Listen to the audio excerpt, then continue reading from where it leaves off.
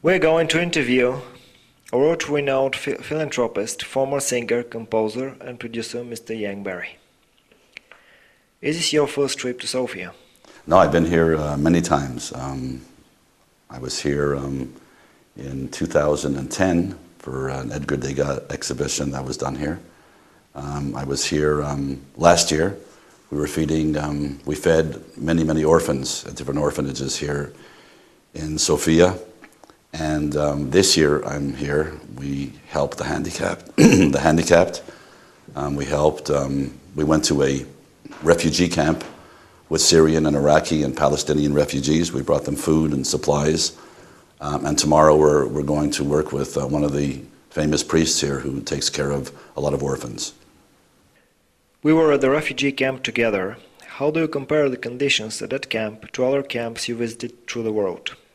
The Bulgarian government should be very proud that the amount of hospitality they have shown to the refugees. I have never seen conditions like this. This was compared to at least a 3 or maybe 4-star hotel where there was running water, heat, cooking, roof over the head, individual rooms, very secure.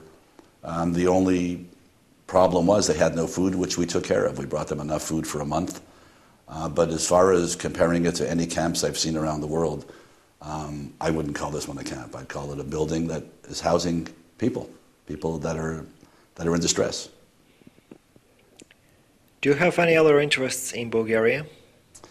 Yes, I have many other interests. In 2006 and 2007, I traveled 7 times from Bahamas to Tripoli, Libya, where I visited with Muammar Gaddafi and Saif al-Islam and General Abdul Rahman in defense of the 5 Bulgarian nurses and Palestinian doctor that were convicted to death for something they could not have committed. It was alleged that they had spread AIDS to hundreds of children, and it just wasn't humanly possible. And I was there to try and help get them released. And my interest here is they do live here. They came back here, and we're looking for a long-term relationship with them. I'm very happy that I was able to do a little something to help get their release. Do you have any Bulgarian Global Village champions?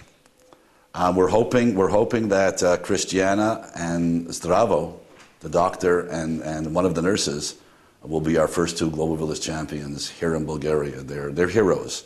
They're really true heroes. Their plight in Libya was horrendous. It lasted from 1999 to 2007. And they're true heroes, and they're going to be great Global Village champions. As a matter of fact, we're going with them tomorrow on our first mission together to help the priest with the orphans. Is Global Village Champions Foundation a legal entity here in Bulgaria? Yes, Global Village Champions is a registered NGO here in Bulgaria with offices here in Sofia.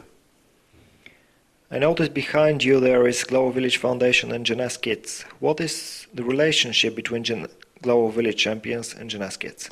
I met 2 wonderful people, Randy Ray and Wendy Lewis.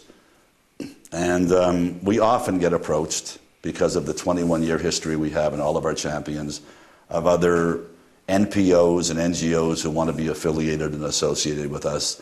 And they usually have a hidden agenda. Wendy and Randy are beautiful people. They came with an offer that they wanted to help around the world. They wanted to feed kids. Randy grew up very poor, eating mud pies, knows what it is to be hungry. And they have become wonderful partners. They're a Global Village corporate champion, and we'll be doing many things around the world with them. And as a matter of fact, everything we've been doing here in Bulgaria this trip, they have contributed 50% of what we've been doing here. So their heart's in the right place, and I'm sure Bulgaria will hear a lot more about Jeunesse Kids. What are your plans for Bulgaria in the future? Our plans in the future are to continue helping the handicapped. It's really as good as the refugees are being treated, and as proud as Bulgaria should be on how they're treating them.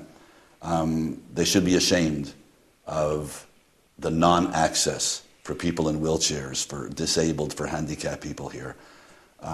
You will probably see the video of Lucy and I where I was moving him around in a wheelchair and could not get him through a street. How is a man supposed to do that on his own, or a mother with a handicapped child?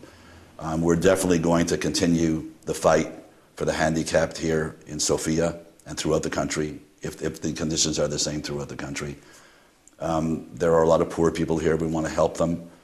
We believe that, and Muhammad Ali has always said, nobody should go hungry, not in this world. It's the 21st century. And we will continue. Global Village Champions Foundation and Jeunesse Kids will continue doing the work that we do, taking care of the hungry. Thank you for this interview. Thank you so much.